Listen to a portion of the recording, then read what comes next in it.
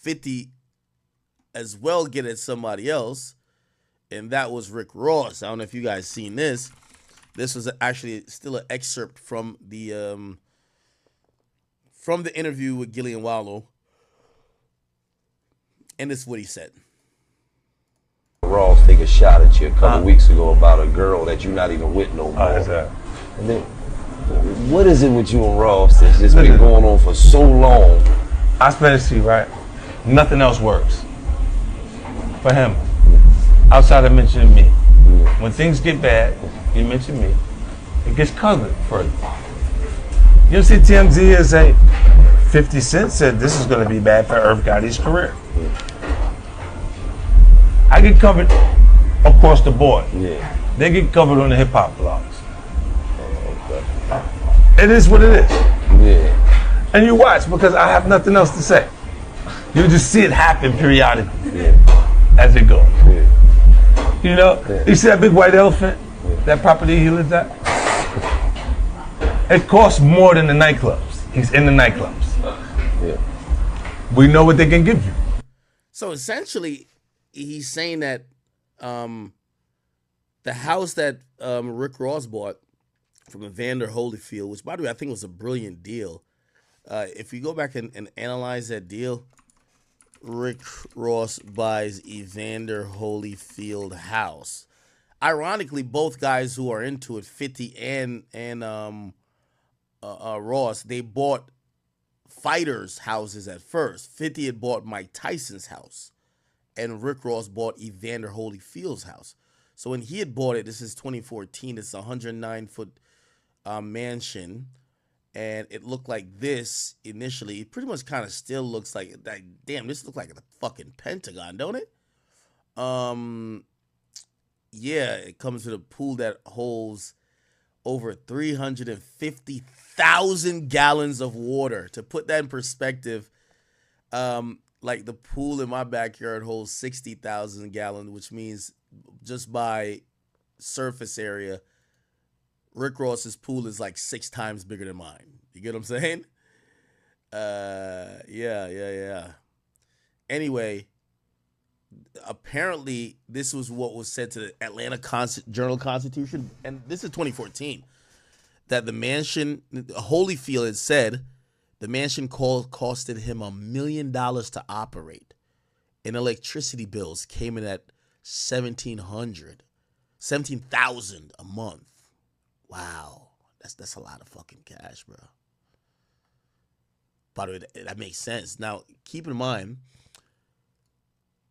Ross paid, how much did he pay for it? I think he paid like 4. Let's see how much he paid. He sold it for 7.5. No, Ross paid 4, I think. I think it was 4. But basically, he got it for less than half the price of what they really wanted. So he did get a good deal. He did get a really good deal on them, not gonna lie to you. Oh, no, he purchased it for $5.8 million. And then he's put a shit ton of money into it. So this is definitely a property that, obviously you need a lot of money. And this is Evander Holyfield. So he bought the 250 acres or 235 acres in Georgia, and you started to build the biggest single family home in the whole state. You had a 45,000 square foot main house, a 4,000 square foot guest house, 109 rooms, 12 bedrooms, 17 bathrooms. The largest private pool in America, 350,000 gallons. What made you build such a huge house? Well, I didn't know what huge was. That was huge by anyone's standards. I'm talking anybody who studies stuff like this. But with me, my whole thing is that, they start building it and all this, and I got all this money, and of course, none of my family members, ain't nothing that they know to a point to, and all this. And so we have nobody to check to how big, because I didn't tell them I want a big old house. I got a drawing and all this, and this is what they did for the drawing because I was able to pay for it. Yeah.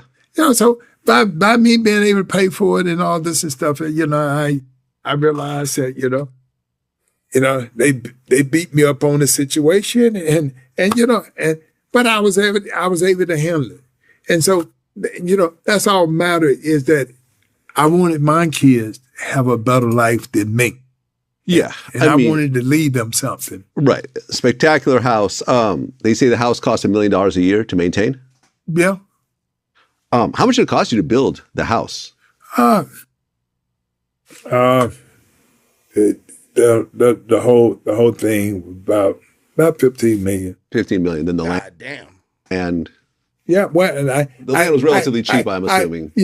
I got all that land for nothing. Yeah. Yeah. Right. I mean, they're saying that after everything was built, it was worth like $230 million. Yeah. It was spectacular. Yeah. And I talked to your old assistant this morning, and she said that you really use this house, to help underprivileged kids. You'd have these huge. Okay. He lost the house too. And I guess Chase Manhattan bought it for $7 million. And what exactly happened in that situation? Well, in the situation that. Anyway, let me not go down this rabbit hole. Basically, Evander Holyfield lost this fucking house, and and Ross has it now. Imagine him paying $1 million a year to for upkeep, crazy amount of money for electricity and all these other stuff. And I guess this is what 50's saying. So 50 is basically saying, bro, check this out. That house, you're not making that much in nightclubs to be super well off and still pay for that house, right? It's pretty expensive. And I guess my answer to that would have been, I think 50's acting like Ross's main income is from nightclub appearances.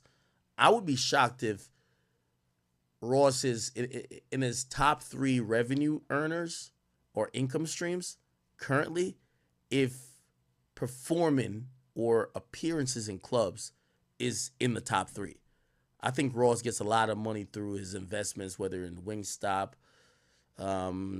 Checkers, Bel Air, or really is an ambassador for Bel Air, and other stuff. I don't think music is the top 3, truth be told. Anyway. Seen Ross take a shot at you a couple weeks ago about a girl that you're not even with no more. And then, what is it with you and Ross that's just been going on for so long? I explain this to you, right? Nothing else works for him outside of mentioning me. When things get bad, you mention me, it gets covered further. You see TMZ is 50 Cent said this is going to be bad for Irv Gotti's career. I get covered across the board. Yeah. They get covered on the hip hop blogs. It is what it is. Yeah. And you watch because I have nothing else to say. You just see it happen periodically as it goes. Yeah. You see that big white elephant, that property he lives at? It costs more than the nightclubs. He's in the nightclubs. Yeah. We know what they can give you. Seen Ross take a shot at you a couple weeks. They can't pay you more than they can pay you because the room can't hold enough people for them to give you the money to stay there. You can stay until you're a squatter, holding on to the leg of the chair that they move. But that's what it is. It's just a part of presentation. Yeah. Come on, bro. You can see this. You don't need me to say this. You know this. Yeah. Look at it. What kind of rich nigga cut his own grass? Why you out there cutting your own grass? You trying to save money, nigga? You don't want to pay for the lawn to get cut, huh? Let me ask you The this. AC broken in the motherfucker. Let me ask you this. I do believe that Ross, I think part of why he does the car show and has the animals is to offset some of the costs, whether it's property taxes or, I don't know if he probably doesn't, maybe he doesn't have a mortgage. I don't know if he does, but I think he's definitely, trying to turn that property into somewhat of an asset or something of a one of the phenoms of hip hop that could be beneficial to him in earning revenue. That's why he does a car show at his crib. I definitely think that. Anyway, Ross quickly responded, and he responded like this. And for the record, this is a fact. This is the largest residential swimming pool in the United States of America. United States of America. That's right, the U.S. of A. And for the record, this is a fact. Then he addressed 50 directly here. He want you to lose like he just bought the Holyfield mansion. Damn. He bought a jet. Damn. Oh no, 4th annual car show. Damn. I just seen a clip of the Wallow show where he was interviewing 50 Cent and the other little dude asked him a question, small talk. But ultimately, the question that... By the way, he don't like Gilly. That's why he won't mention Gilly's name. Should have been asked was, you jumped out there during the beef, the West Coast versus the Canadian. And I thought Dr. Dre put you on. I thought Dr. Dre was the set. I thought you was loyal to Dr. Dre. You mean you went with the Canadian over Dr. Dre? Who you say changed your life? I ain't know. I thought loyalty. But you did shut the fuck up once the Canadian took the L. You got totally quiet. You did. So, since these niggas count my pockets, I'm gonna let them know my next move. My next move finna be Thriller in Manila 3. Mike Tyson versus Evander Holyfield 3. Once Tyson knock out Jake Paul, I'm gonna get Tyson and Holyfield a fight.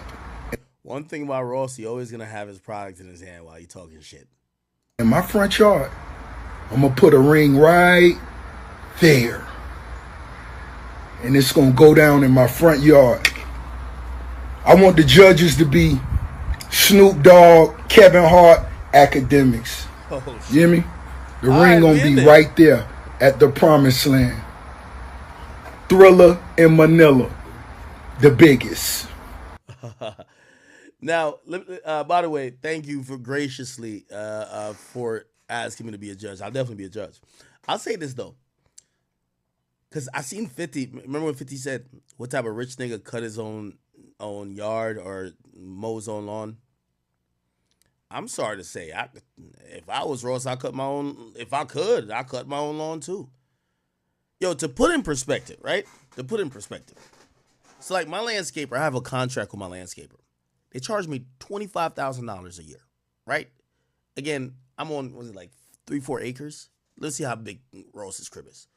I'm only giving y'all real prices just to how big is Rick Ross' house? Now, granted, it's for the whole year, so they come, they pick up snow, they do everything. If the wind blows down a tree, they come they do whatever they gotta do, right? 235 acres of land. My nigga, if I'm paying $25,000 a year for landscaping, that's it. It's no fucking way that Ross isn't paying $250,000. It's no way. It's no fucking way he's not paying $250,000. You get what I'm saying? Now think about that to yourself.